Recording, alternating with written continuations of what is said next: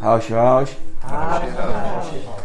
Estamos aqui no Céu da Jurema, em um estudo de Guardiões de Kawad 6, e vamos estar abrindo esse estudo para ser gravado, para a gente ter esse acesso, esse conhecimento dentro dessa força que nós estamos, dentro dessa força de unir, dentro dessa força do Urumã.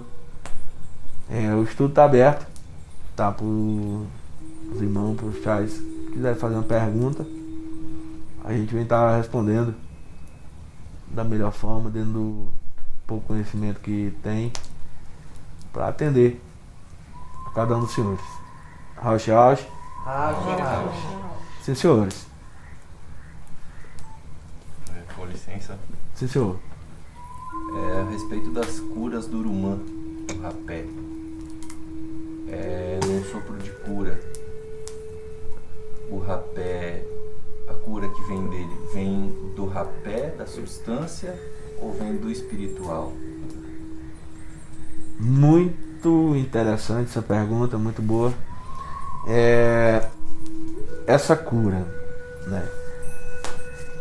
Para falar do rapé, para exercer o sopro, tudo isso precisa ter uma preparação, né? Porque é algo assim delicado, é algo sério, que não é assim uma brincadeira, né? Essa força, essa medicina. 50% é o rapé, levando em consideração que temos que saber quem fez o rapé, como foi feito o rapé, o que tem no rapé e qual o estudo que nele contém. O primeiro passo é conhecer o rapé. Quando você conhece o rapé, quando você conhece essa medicina, já tem um certo grau de conhecimento, aí você vai estar começando a estudar os sopros, sacrificando a matéria e dietando essa medicina para você fazer aquilo que você treinou e estudou para fazer. Acontece muito, em muitos casos, a pessoa vai receber o sopro de rapé pela primeira vez, aí vai num lugar com uma pessoa e a pessoa sopra um sopro de rapé muito forte, com uma quantidade muito forte de rapé, e a pessoa que recebe o sopro começa a passar mal, começa a entrar em processos e processos e processos. 50% de todo esse processo que essa pessoa está entrando é dela, e 50% é da pessoa que soprou. Aí é onde entra o estudo, aí é onde entra o conhecimento, né? Está preparado, porque o ar, né, ele vem do pulmão cardíaco, bem localizado no ladinho do coração. O coração está no centro dele. O pulmão é o que absorve todas as energias do nosso corpo. Tudo que tem no nosso sangue passa pelas veias e o coração joga para o pulmão e se transforma em sangue arterial, onde ele nutre e alimenta com oxigênio, proteína, sais minerais, carboidrato, etc. Isso tudo na parte física é dessa forma. Já tem uma força e um poder e um significado. Aí quando entra a parte espiritual, emocional e sentimental, vai para o pulmão também. E nisso acontece de as pessoas que estão recebendo esse sopro passar por todo esse processo sem necessidade. É por isso que tem o conhecimento para soprar o rapé, para saber a quantidade, como é que é feito, da forma que é soprado. Tudo isso para quê? Para que quem receba o rapé receba uma medicina, receba uma cura, receba esse conhecimento, esse acesso. Se por um acaso não tiver isso, consequentemente vai gerar esse desconforto para quem está recebendo e vai passar por processos sem necessidade, né? Existe também existe pessoas também que utilizam o rapé para doutrinar, para castigar, para ser juiz. Ah, não fez isso aqui direito, vem aqui, vou te dar um sopro, vou te matar. Pum, sopra um rapé, a pessoa morre mesmo. Com toda certeza. Vai passar por muitos perrengues. Aí é onde está o conhecimento. Né? O conhecimento do rapé é saber administrar o rapé e usar o rapé com a sabedoria. Usar o rapé com a sabedoria.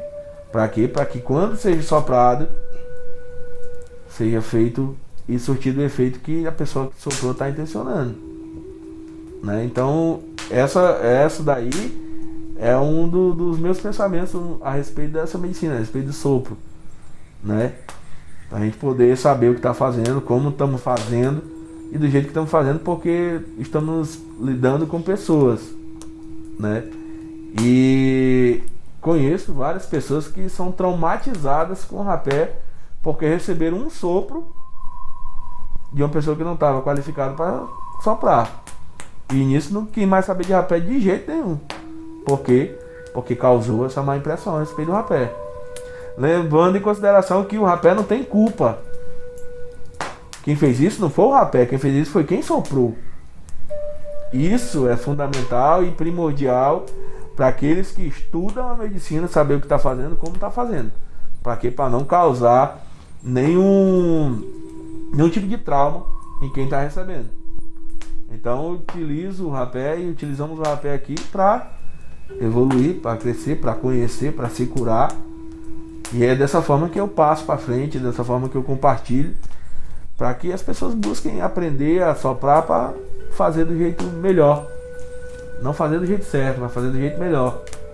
Para cada pessoa que recebeu o sopro de rapé. Rauch, Rauch.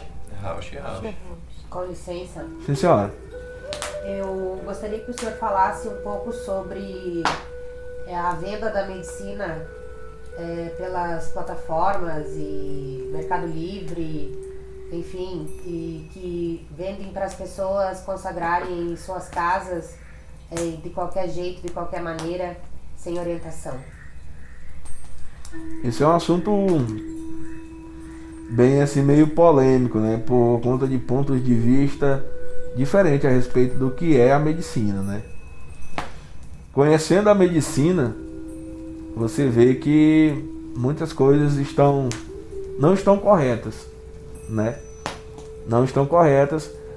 O uso da medicina, a banalização. Lembrei de Jesus, né? Quando Jesus chega no templo de oração e vê no templo um grande comércio, gente vendendo coisa, vendendo galinha, vendendo cordeiro, vendendo pão, vendendo fruta, vendendo um monte de coisa. Jesus vira a mesa e disse: respeitem a casa de meu pai. E quando os fariseus chegaram na hora, eles perguntaram: o que é isso? Jesus pegou uma moeda que estava no chão e jogou nos peitos do fariseu, e o fariseu disse, e Jesus disse a ele: o que é que tem nessa moeda? Aí o fariseu disse: é a imagem de César. Ele disse: então dei a César o que é de César e respeitem o templo do meu pai, o templo de oração, né? O que é que acontece? O que é que acontece é que hoje, infelizmente, perdeu-se o foco, né, de priorizar o que é para ser sagrado, o que é realmente prioridade. E nisso aconteceu, entrou a moeda, entrou o dinheiro, entrou o comércio, e esqueceram de rever e de ver os princípios, a verdadeira essência da medicina. Conheço muitas pessoas, muitos lugares que fazem a medicina do Uni. Estamos falando de Uni, né? Como foi a pergunta, de Uni, que não consagra a medicina. Eu conheço casas de feitio, vi e sei de casas de feitio que fazem feitio que duram um mês. E na qual, se você perguntar como eu perguntei, disse: Tchai, me conta a história do Uni aí. Ele disse: rapaz, eu não sei não, Tchai. Eu não faço Uni não, eu faço Daime. Ah, é? Então me conta a história do Daime. Ah, Tchai, eu só faço mesmo, recebi a missão e faço.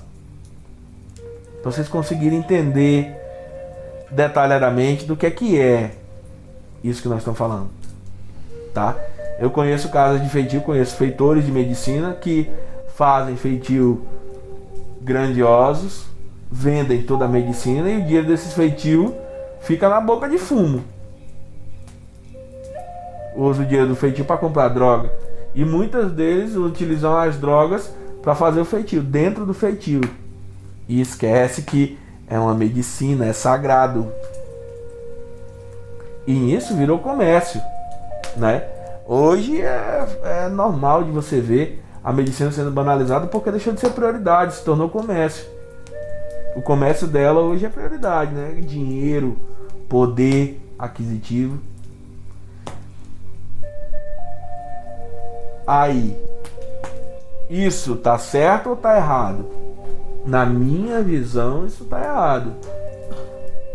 Agora, eu também conheço pessoas que sabem contar a história da raiz à folha, que tem espaços que pode fazer feitio de um mês com grandes quantidades e mesmo assim escolhe fazer 70 litros de chá de uni e vende. Por quê? Porque é justo, né? Acompanho o sacrifício, né? As dietas, o estudo, sabe falar do que está fazendo, a vida está alinhada com o que está fazendo. Então a medicina, ela vem trazendo essa força de alinhamento, né? Você conhecer uma medicina, beber um uni, você vai ter que saber quem foi que fez. Você vai olhar, isso aí é outro grau de estudo, tá? Isso é para quem tem estudo de uni, para quem estuda uni mesmo, de verdade. Você olha para a vida de quem fez. Aí tem que examinar se é viciado, se usa droga, se tá bem, se é casado, se tá prosperando financeiramente, se tem um trabalho, se tem uma retidão, se é exemplo do que tá falando, do que tá fazendo. Se tiver, aí você pode comprar medicina sem medo. Porque tudo que ele faz na vida dele tá dando certo. Então a possibilidade de você acessar e ter outros acessos dentro dessa força é muito maior. Mas só que as pessoas estão esquecendo de priorizar esses detalhes, estão focando em dinheiro, em preço. Eu, particularmente, eu prefiro vender 10 litros de medicina para quem sabe utilizar do que vender 1000 litros de medicina para quem não sabe usar. Por quê?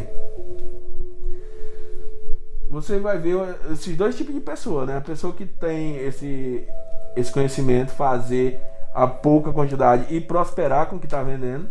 E você vai ver a pessoa que não tem o conhecimento, não está no lugar, nem fazendo da forma correta, vender 1000 litros de medicina e o dinheiro não render. Né? Nada fica oculto diante dos olhos daquele que criou tudo. Né? A espiritualidade é sábia o suficiente, ela vai dar tudo que a gente está fazendo de volta. É uma entrega, é um sacrifício. Você está fazendo e você vai receber de volta. Só que esse sacrifício pode ser ressignificado, né? Você sacrificou para estudar, sacrificou para aprender, para fazer uma medicina de boa qualidade, rezada. Você vai receber, pode receber pouco, pode receber R$100, R$500, mas os R$500 ele vai render muito mais. Vai render 1.000, 2.000, 3.000 e assim vai. Como uma pessoa que faz 1000 litros de chá, fazer 1000 litros de chá, vender a R$350 dá o que? Dá 35 mil. E você a pessoa vai receber esses 35 mil e você não vai ver o dinheiro render. Aí ficam se perguntando por que não rende, por que as coisas não dão certo. Tá explicado. Tá explicado dentro da força do Uni. O Uni, ele é apenas um reflexo de quem tá fazendo. Ele é apenas um reflexo. Só que o que acontece é que as pessoas estão focadas no dinheiro. E estão esquecendo de priorizar o que realmente precisa de prioridade, que é a espiritualidade. Que unir é espírito. É espiritual. É essa força. Eu acredito que eu falei o necessário. Compreendido. Com licença. Sim, senhor. Sobre a qualificação para soprar rapé, o senhor pode falar a respeito, como se dá essa qualificação, o que precisa fazer? Sim. O que a gente precisa fazer, primeiro de tudo, é querer. É estar disponível. Estar disposto a pagar o preço para fazer isso. Né? Quando eu digo pagar o preço, eu não estou me referindo a valores. Eu estou me referindo a pagar o preço, em sacrificar, né? Sacrificar os momentos com a família, sacrificar as relações, sacrificar o doce, o açúcar, a carne, o sal, o sexo. Esse é o preço que você paga para poder acessar esse conhecimento. Esse é o preço que a gente paga. Depois que você sacrificou, aí você está um passo a se conhecer. É por isso que o estudo do rapé ele começa com você se soprando sozinho. Aí você vai estar exercitando e lubrificando o conhecimento que você já tem. Quando você conclui ele, aí você entrega ele para quem ele passou. Aí quando você entrega para quem ele passou, aí você vai estar apto a soprar nas outras pessoas. Por quê? Porque você já passou pelos degraus de conhecimento, os degraus de sacrifício, sacrou o ofício e daí você vai estar pronto para passar para frente. Rauch? Sim, senhor. Gostaria que o senhor falasse a respeito de como é conduzido um trabalho de feitio de ayahuasca, de uni, como ele deve ser conduzido e como ele tem que ser tratado para estar dentro da retidão da espiritualidade. Isso eu posso falar somente ao meu respeito, tá? A como eu faço unir, esmiroar. Unir, o feitio de unir, ele começa no dia que você anuncia ele. Vamos fazer um feitio de unir tal dia. Ali já começou o feitio. A toda essa preparação, muitas coisas vão acontecer para que isso não aconteça, para que esse feitio não aconteça. Ataques energéticos, brigas em casa, várias coisas acontecem e pode acontecer para que isso não aconteça. Mas tudo isso faz parte. Você tomou o Uni antes, marcou o dia, alinhou tudo. Aí vamos para a colheita de cipó. Marcamos a colheita de cipó, reúne os guerreiros e vamos. Antes de entrar na mata, toma o Uni, sirva o Uni para quem vai colher comigo. Tomamos um rapé, pingamos uma sananga e vamos. Colhemos o cipó dentro da força. Pedimos a permissão da floresta para entrar e para sair. Rezamos no toco do Uni, na raiz, pedindo a permissão para cortar ele. Cortamos ele de cima para baixo. Subimos, tem que subir nas árvores, cortar todos os galhos lá de cima, derrubou ele, aí começa a cortar ele. Por último a ser tirado é a raiz. Mas também tem um mistério aí, porque colhemos ele de cima para baixo. É pedindo que a força de cima venha para onde nós estamos. Colhemos o Uni, tudo isso dentro da força. Fizemos o processo, aí é feito um trabalho para rezar o Uni. Aí começa os rezos de Uni. Os rezos primeiros, os mukás, os seiás, sacás, vanás. E ali você vai estar recebendo a energia que você vai querer colocar dentro do Uni. Como o nosso feitio não é um feitio grande, nós temos guerreiros selecionados, no máximo 4. Rezamos nos 4, alinhamos nós 4 todinho aí, damos início ao feitio de Uni. Aí é triturar, bater, folha, pegar os kauá, lavar, hidratar, para poder colocar na panela.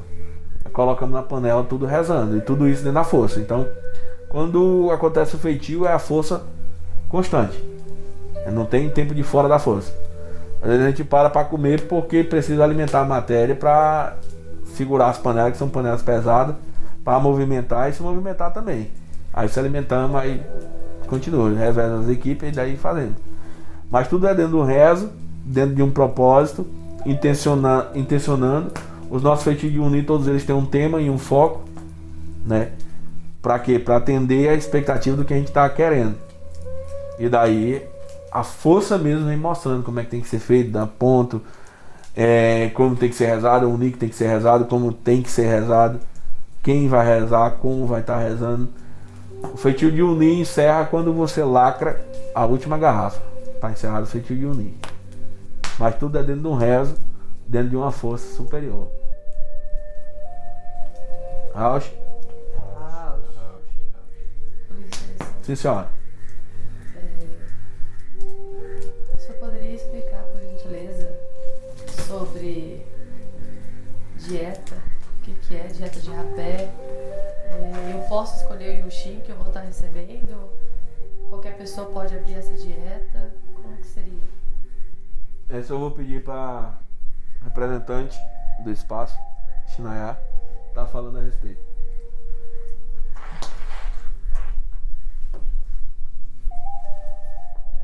Então, a dieta de rapé que nós temos aqui na casa, a vertente é o Nikawá, ou seja, vem do estudo do Esmiruá. Ela se chama a dieta de 21 dias, né? A primeira dieta, e aí depois tem o Kawá. Não pode ser qualquer pessoa para abrir. Tem que ser a pessoa que já passou pela dieta e que está capacitada e autorizada para poder abrir essa dieta. Então, não pode ser qualquer pessoa. A pessoa que vem fazer a dieta conosco, ela vem e escolhe se ela quer ou não. Porque a dieta vai ter o sacrifício. E o sacrifício da alimentar e sem energia sexual e tudo mais. Então, não pode ser qualquer um não para abrir. E também não é qualquer um que tem já essa dieta. Ela é autorizada por quem tem a capacidade para fazer isso.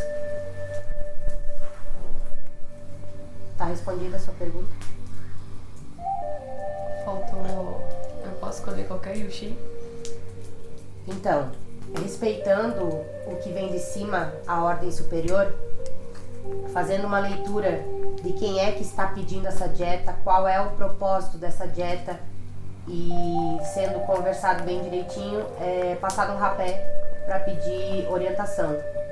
E aí, se a orientação vem que for o que veio dentro da tua dieta para a pessoa estudar, você explica para ela o porquê de tudo isso. E ela tem o poder de decidir, escolher se quer ou não. Mas entrando na dieta é dessa maneira, recebendo ordem. Porque superior, porque também obedecemos à espiritualidade. Muitas vezes tem muitos mistérios onde que o nosso querer ele se torna um pouco enganoso devido à história que a gente quer chegar. Porque o nosso coração é enganoso. Então quem está abrindo essa dieta tem a clareza de ver tudo isso e conseguir explicar direitinho se sim ou se não, se pode atender ou não esse pedido. Rausch? Rausch. Com licença. Sim, senhora. A minha pergunta para o senhor é sobre as medicinas que são agregadas dentro do rapé e é visto uma grande gama de tipos de rapé. Então eu quero que o senhor nos explique sobre o que pode e o que não pode conter dentro de um rapé, até onde a pessoa pode estar agregando medicinas e como isso é feito, de que forma a pessoa coloca uma medicina dentro do rapé, por que coloca? Rausch. Quem sou eu para dizer o que pode e o que não pode dentro do rapé, né? Mas eu vou expressar o meu pensamento a respeito, né? Para a gente colocar uma medicina dentro do rapé, a gente tem que saber primeiro qual a origem do rapé, qual povo se originou o rapé, né? Tem vários povos. Hoje o rapé já é feito aqui por muitos chai, em todos os lugares do Brasil. Mas esse chai conheceram o rapé em algum lugar. Se você for examinar bem direitinho, estudar, você vai chegar à conclusão de que A maioria deles conheceu com os povos originários, que são os índios, os indígenas. E dentro da cultura indígena, algumas medicinas que podem ser colocadas no rapé. É selecionada a cinza, que tem uma história. As cinzas, que tem uma história, um significado, um porquê e um pra quê são colocadas no rapé. Depois que você faz esse estudo dessas cinzas, dos rapé, a como fazer, como rezar, porque não adianta só fazer, tem que fazer e saber rezar para colocar o rezo dentro do rapé, porque senão vira comércio e deixa de ser espírito. Quando você aprende, está estudando a fazer o rapé, no meu caso, aprendi a fazer com capacuru rapé. Um dos melhores feitores de rapé que eu conheço, do povo Yaunauá. Tomava sopa com ele, estudava com ele, via ele fazendo, fazia, ajudava e foi aprendendo. Chegou essa pergunta: medicina, qual medicina tu vai colocar? Eu disse: se eu quiser colocar folha de mamona, tu pode colocar o que tu quiser colocar, Tiago. Mas só que tu vai ter que estudar a medicina que tu vai colocar. Aí é feito o rapé com a medicina da folha da mamona, que eu não fiz, né? Eu usei só um exemplo. Aí é feito um estudo de 21 dias com a medicina, para ver como é que seu corpo vai reagir com determinada medicina. Um pouco que eu estudei pichuri, que é um perfume épico, perfume diferenciado. O pichuri, o chá dele, ele serve como calmante. A casca dele, feito chá, serve como calmante, como uma medicina que tranquiliza o teu espírito, que aquieta. O copo dele, ele tem um copinho. O copinho dele tem um cheiro mais forte que o da folha. O chá dele serve para dor de cabeça. O que é que eu fiz? E esse aqui tu pode estudar. Bota dentro do rapé, unifica o rapé que já está pronto, com essência de paricá, que é o que eu mais uso. E daí faço o estudo de 21 dias. Ver como é que meu corpo reage. Meu corpo reagiu, aí eu posso soprar em alguém. E assim, com maru, sansara, mansara, chinuini, flor de manacá, cipó de boia, flor de cumaru, flor de jarina, nisural, caçaral, louro.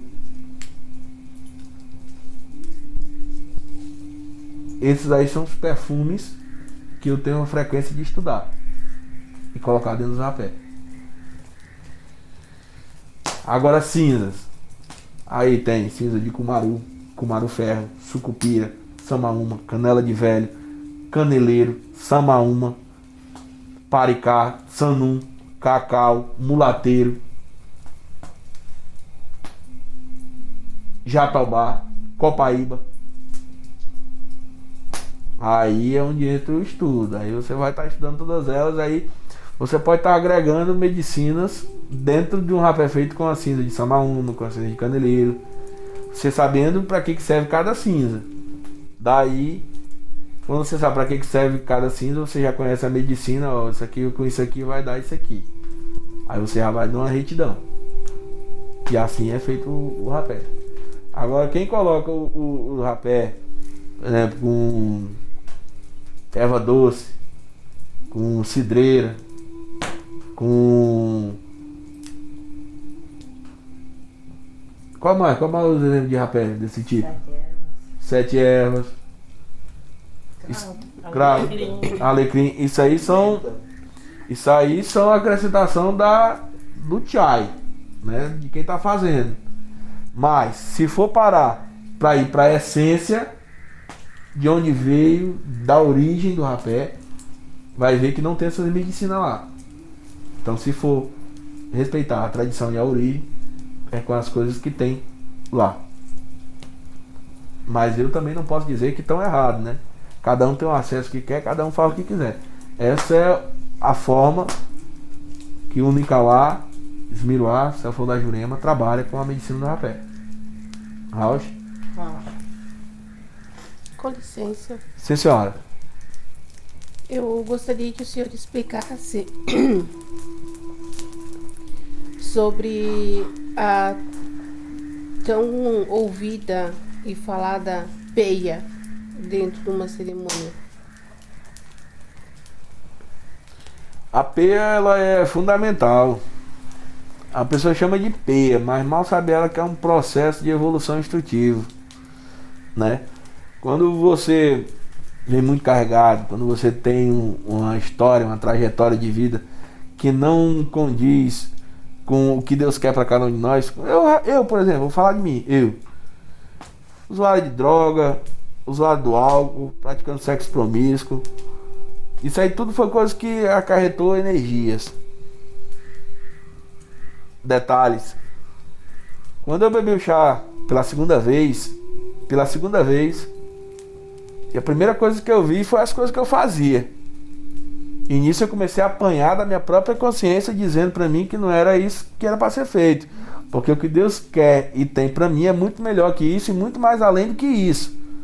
Aí é onde entra o caminhar espiritual, que há aquela despertar, aquela consciência que nos mostra que precisamos evoluir, que precisamos aprender com nós mesmos, sendo nós o nosso professor, o nosso pajé, sendo nós orientados por nós de acordo com a nossa consciência. Se eu apanhei naquele dia porque eu joguei a pedra no cachorro, eu não vou mais jogar uma pedra no cachorro, porque senão eu vou apanhar de novo. E nisso é isso que é a evolução. E aí vai aprendendo. E passa-se o tempo e você vai deixando de apanhar tanto. E o que é essa peia, né, que chama? É quando você vomita aquilo que você vê. Quando você vai evacuar, você está evacuando, tirando de você certas coisas. Quando você urina, você está espelhando de você muitas coisas. Quando você boceja, quando você espirra, quando você sua, quando você chora, são todas as formas de limpar, de expurgar do seu corpo de uma forma visível, né, para que você possa ver, acreditando no que você está vendo. Estou tirando isso, e daí vai melhorando as coisas. Essa forma aí é a chamada peia, né? Aí vem os processos evolutivos. Vamos evoluindo ao ponto de não estar errando no mesmo erro e vamos deixando de apanhar tanto, né? Porque estamos aprendendo a ser humano. Então essa peia aí é normal. Quem não vomita e quem não apanha não evolui de jeito nenhum. Para evoluir tem que apanhar, né? Essa peia aí que eu estou falando, né? Essa peia nada mais é do que o reconhecimento das nossas falhas, dos nossos erros, e consciente que somos seres humanos sujeitos a erros e cheios de falhas. E aí é onde entra um grande processo evolutivo de cura, de libertação, de transformação, para que a gente possa ser pessoas melhores. Rauch? Sim, senhor. O senhor poderia dar a sua opinião em relação a pessoas que conhecem a medicina, consagram um certo tempo e abrem uma casa de Ereço? Essa é a primeira pergunta. A segunda seria: a pessoa tem a vontade de conhecer a medicina, como decidir qual espaço e conhecer essa medicina? Sim, senhor, minha opinião, né? Sim, senhor. Não existe ser humano grande sem passar pelo treinamento, né? Tá cheio de gente, um monte de gente que bebe ayahuasca uma vez, aí vê pessoa servindo, a pessoa dirigindo, conduzindo o trabalho, eu acho que é fácil. Eu acho que é simplesmente servir o chá e botar uma música para tocar e já. Não é por aí não. Não é por aí não. É desse jeito aí, mas não é por aí não. Porque é preciso que haja preparação. Por que é escolhido um líder, um dirigente? É pelas experiências de vida que ele teve, como ele saiu de onde ele estava, o que ele extraiu, o que ele aprendeu com cada experiência dele, para poder exercer e abrir, né, uma casa de reza. Eu não estou dizendo que não pode, eu estou dizendo que pode, mas é preciso que haja uma preparação, né? Às vezes a pessoa nunca juntou nem 10 baldes de vômito e se mete a servir chá. É algo delicado. Por que só os pajés servir? Serve. Só os pajés, só os líderes servem. Porque os líderes eles têm a obrigação e o dever de estar preparado para servir e aceitar qualquer consequência que possa vir, né? Eu vou falar de consequências materiais que é vista, né? Às vezes a pessoa bebe o chá, surta dentro da força, passa por processos grandes que tem que conter. A pessoa que nunca fez isso, que nunca passou por isso aí, ela vai estranhar e vai bagunçar todo o trabalho, né? A pessoa vomita e faz um escangalho no trabalho. A pessoa que está servindo chá nunca passou por isso, não sabe como é que lidar, não sabe se tem um rezo, se pode fazer alguma coisa, né? Quem serve um Ni, ele está servindo uma luz, uma cura. Um Ni sempre vai ser um Ni, independente de quem fez, de como foi feito, do resto que tinha. Um Ni sempre vai ser um Ni. Ele vai trazer uma reação física. Você vai beber, vai sentir o DMT dele de qualquer jeito, né? Só que a pessoa que vem, por exemplo, das drogas, vem dos vícios, chega para beber o Ni a primeira vez. Pessoa que não tem a preparação, vai lá e serve o Ni. A pessoa que bebeu, se curou, se transformou, limpou, transformou a vida. Ótimo. Só que a força que aprisionava essa pessoa não vai atrás dessa pessoa que foi curada, que foi limpa, que foi liberta, que foi transformada. Vai atrás de quem serve o Ni. Porque está servindo uma luz, está servindo uma cura. E nisso o que é que acontece? Acontece os ataques. Porque não estavam preparados para receber esses ataques. Aí é rompimento, é casamento que termina, é carro que bate, é dinheiro que falta, é doença, é tudo isso aí. Para quê? Porque você serviu uma luz que ajudou alguém. Simples. A pessoa que serve, ela passa por todas essas preparações, esses degraus de preparações. O que são esses degraus? É na hora, por exemplo, tem uma pessoa surtando, bloqueando dentro da força. O dirigente, a primeira coisa que ele faz é observar, olhar e ver o que é que eu posso fazer. É unir ou é matéria? É espírito dela? É espírito de fora? É espírito que está nela? O que é? Aí é onde acontece o conhecimento. Aí vai lá, se sopra um rapé, pedindo a orientação que nem os antigos pajés faziam. Passa para saber examinar onde é que vai ser tocado, onde é que vai ser mexido, como vai ser feito. Aí é onde o dirigente entra. Com Vukush, com Rukush, com Rakush, com Rukushoakim, com rezo, com chinanha, com rezo. E às vezes ele nem sempre, às vezes não.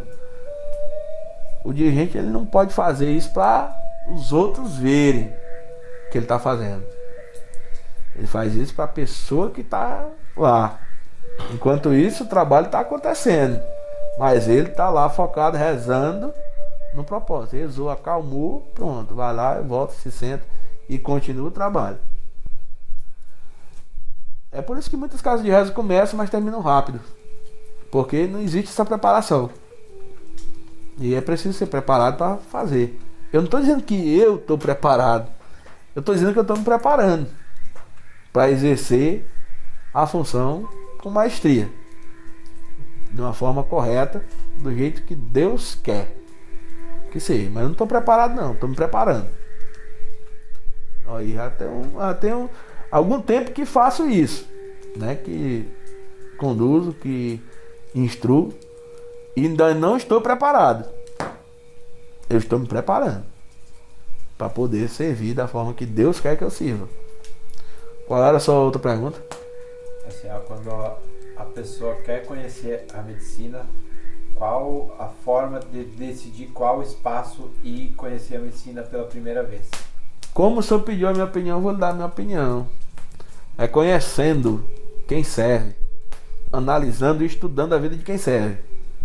Se a vida de quem está servindo está em paz, em plena conexão com Deus, está prosperando financeiramente, está bem, tem um bom laço familiar, matrimonial, com ele, com quem está perto dele, pode ir sem medo. Pode ir sem medo, que é o melhor lugar. Conhecendo pela lei dos homens e pela lei da espiritualidade. Pela lei dos homens, um espaço que esteja alinhado com a lei, dentro do CNPJ, dentro de uma legalização, espaço apropriado. Pela lei da espiritualidade, é tendo esses quesitos que eu citei. Sabendo o que está fazendo, como está fazendo, do jeito que está fazendo. Rauch? Com licença. Sim, senhor. Eu quero que o senhor explique para nós, na sua visão, delicadamente, sofisticadamente, a origem da essência da vida.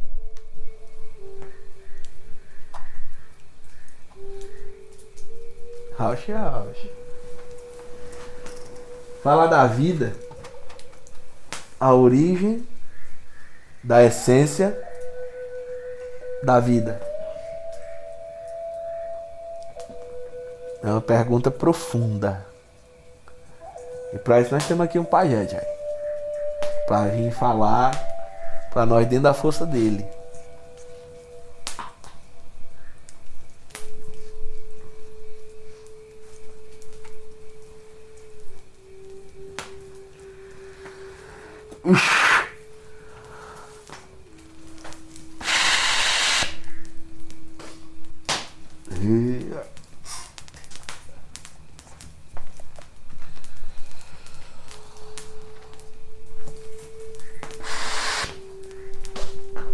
Para falar detalhadamente da origem, da essência da vida, a gente tem que saber diferenciar o que é uma existência e o que é uma vida. Uma existência, ela é caracterizada pelo simples fato de estar e não de ser. Como por exemplo, vou citar o meu exemplo, tá? Eu existia quando eu conheci e quando eu me permiti usar a cocaína, quando eu bebia bebida alcoólica, quando eu andava em festa, quando eu andava em um mundo de ilusão. Eu não vivia, eu existia, porque eu estava vivo, estava ali. Eu passei a viver quando eu conheci Jesus, dentro de um lugar improvável, né? Porque Ele é improvável, e me mostrou que é a verdadeira vida, que não era nada daquilo que eu julgava ser, que eu interpretava ser, e me mostrou a verdadeira essência da vida. A essência da vida, ela está contida nos detalhes da vida.